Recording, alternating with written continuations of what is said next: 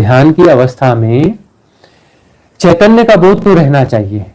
ध्यान की अवस्था में चैतन्य जो है, चैतन्य का बोध जो है वो बना रहता है, लेकिन जो है इसे शरीर का एहसास नहीं रहता है, तो वह अच्छी स्थिति है कि शरीर का एहसास नहीं रहता, मन का एहसास नहीं रहता, अमनी दशा आ जाती है, तो वह जो है बहुत अच्छी स्थिति है कि हमें कुछ भी नहीं रहता, बेहोश हो जाते हैं, तब वह स्थिति गड़बड़ होगी। यदि ऐसा कुछ होगा तो फिर जागरूक होने की जरूरत है।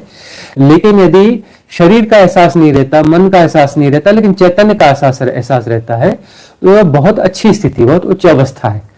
तो उस अवस्था को जो है 48 मिनट तक आपको खींचना है। 48 मिनट तक जो विक्षेप रहित अवस्था, जहां शरीर और मन के कोई भी बोध न रहे, सब चैतन्य मात्र रहे, चैतन्य की जो अवस्था है वह 48 मिनट तक यदि कंटिन्यू रह जाती है, तो वह अवस्था जो है आपको काफी ऊंचाइयों पर ले जाएगी।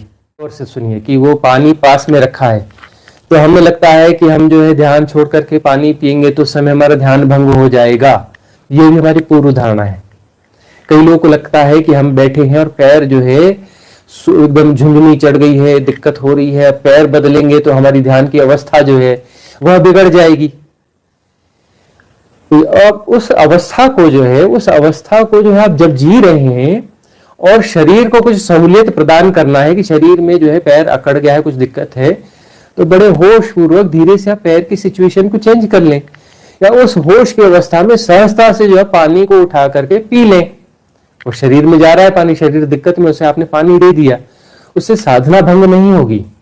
साधना भंग हो जाती है ना, यह भी पूर्व धारणा है हमारी। कहीं से जो है ना कुछ ऐसी चीजें हमारे दिमाग में डाल दी गई कि ऐसा करेंगे तो ऐसा हो जाएगा। जनरली ऐसा है कि गहरी जब स्थिति है, जब बहुत गहरी स्थिति है, तो उस स्थिति में जो है उसको सिचुएशन को चेंज करने की कोशिश नहीं करनी चाहिए, क्योंकि विक्षेप रहित अवस्था है और उसमें जो कर्ता पैदा हो रहा है, तो फिर वह वहां पर स्थिति बिगड़ सकती है। तो वहां पर एक्सेप्टेंस का भाव होना चाहिए।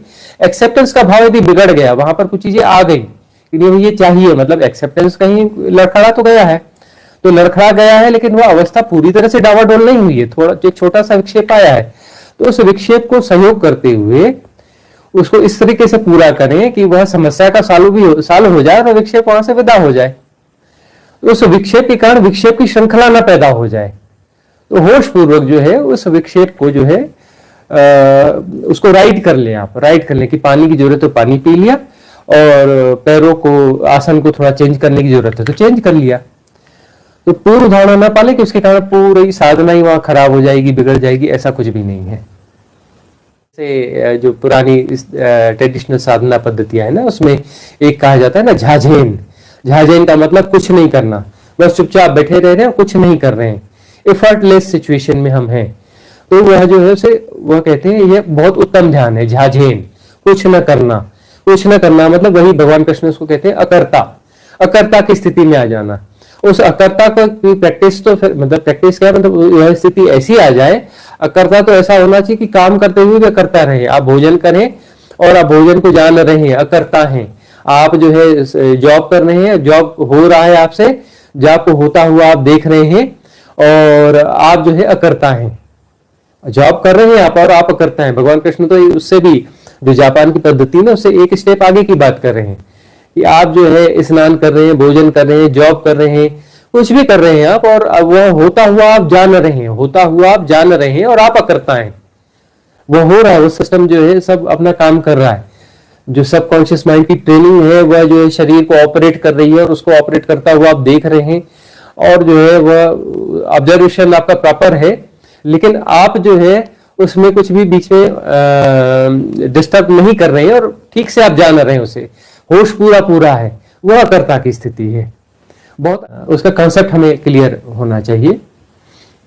जैसे वो एक भाषा है ना म्यांमार वाली, उस भाषा का भी हम कह रहे हैं कि धीरे धीरे साधक आपस में प्रयोग करें कि जो है पहाड़ हो रहा है, पहाड़ है नहीं, पहाड़ हो रहा है, नदी है, ये देखो ये नदी है, ऐसा नहीं, ये देखो नदी हो रही है, यह देखो यह व्यक्ति हो रहा है, ये सब हो रहा है, मतलब है नहीं, सब प्रवाह है।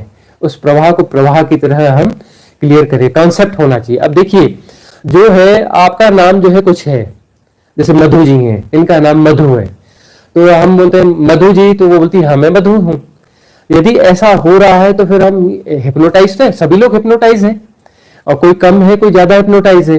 भाई ये एक यूटिलिटी है, तो यूटिलिटी जो है बस यूटिलिटी के लिए, उपयोगिता उपयोगिता के लिए, उपयोगिता सत्य थोड़ी ना है, वो व्यवहारिक सत्य है, लेकिन वो कोई वास्तविकता थोड़ी ना है। तो वही होता है ना कि मैं ध्यान कर रहा हूं, तो ध्यान का करना मतलब वो फिर उसके साथ में वो हिप्नोटिज्म आ जाता है कि वो ध्यान कोई करने वाली चीज हो जाती है। तो इसलिए कॉन्सेप्ट क्लियर होना चाहिए। तो कोशिश करें कि ऐसी चीजों का ना करें, क्योंकि मन क्या, सबकॉन्शियस माइंड कैसे निर्मित होता है, जिस चीज को आप बार बार दोहराते रहेंगे तो वह जो है सबकॉन्शियस माइंड का एक पैटर्न बन जाता है। वो पैटर्न बन जाता है तो फिर वो आपकी धारणा बन जाती है।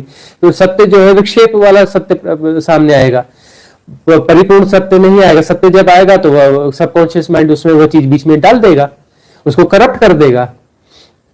इसलिए हम कहते हैं कि ये पहाड़ है, तो फिर हम पहाड़ का आनंद नहीं ले पाते। पहाड़ हो रहा है, पहाड़ हो रहा है, ऐसा ऐसा कर करके आप पहाड़ को देखिए, पहाड़ का सौंदर्य बढ़ जाएगा। पेड़ हो रहा है, पेड़ हो रहा है, इस भावना के साथ आप पेड़ को देखिए, पेड़ का सौंदर्य बढ़ जाएगा। पक्षी हो रहा है, पक्षी का गीत हो रहा है, तो इस तरीके से आप पक्षी का गीत सुनेंगे, वो आपको बिल्कुल गहरे ध्यान की अवस्था में ले जाएगा। तो हमारी भाषा में भी सुधार की जरूरत है। साधक तो कम से कम अपनी आंतरिक भाषा में तो सुधार कर ले। तो हार्ट चक्र तो सभी लोगों का ओपन नहीं होता है ऐसे, तो इस हिसाब से नॉर्मल नहीं है। हार्ट चक्र जो है किसी किसी का ही ऐसा ओपन होता है, और वाइब्रेशंस इसीलिए वहां पर आपकी बनी हुई है। तो इसमें चिंता की कोई बात नहीं है। और हार्ट चक्र ओपन होता है तो उसमें आपको यह महसूस होगा कि आप ज्यादा प्रेमपूर्ण हैं, लोगों के प्रति आपकी सहृदयता में थोड़ी और वृद्धि हुई है। इस प्रकार की चीजें आपको महसूस होंगी। अपने आपके व्यक्तित्व में आपको खुद थोड़ा परिवर्तन महसूस होगा। आप ज्यादा सॉफ्ट हो गई होंगी, व्यवहार पहले सॉफ्ट होगा लेकिन और ज्यादा सॉफ्ट हो गई होंगी। तो ऐसा कुछ यदि हो रहा है तो इसका अर्थ यह है कि आपका हार्ट चक्र जो है वो प्रॉपर एक्टिवेट हो चुका है, और प्रॉपर एक्टिवेट हो चुका है तो वहां पर वाइब्रेशंस बनी रहेंगी। और वैसे भी क्या है, स्त्रियों का हार्ट चक्र जो है वह इनिशियली थोड़ा बहुत तो एक्टिवेट होता ही है, तो अभी आपका फुल एक्टिवेट हो चुका होगा।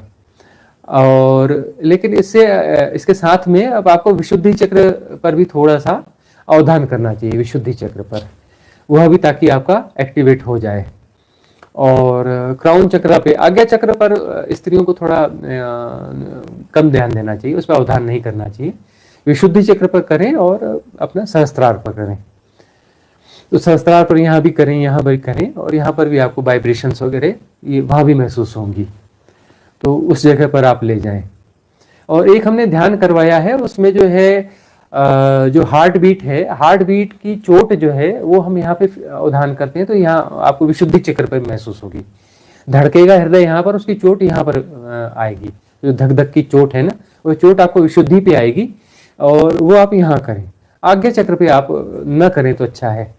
जो स्त्री है और पूर्ण रूप से स्त्री है, मतलब कुछ स्त्रियां ऐसी होती है कि थोड़ा पुरुषाण का भाव होता है। जो स्त्री हैं जो स्त्रैण भाव की होती हैं, मतलब उसमें स्त्रैणता बहुत ज्यादा, मातृत्व और स्त्रैणता बहुत ज्यादा रहती है, तो उनको जो है आज्ञा चक्र पर अवधान करने से बचना चाहिए, सीधे वो सहस्त्रार चक्र पर जाए।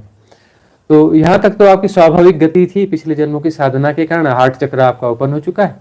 लेकिन अब ऊपर की साधना पर आप थोड़ा सा ध्यान करें, वहां पर अवधान करें, वो एक्टिवेट करने की कोशिश करें।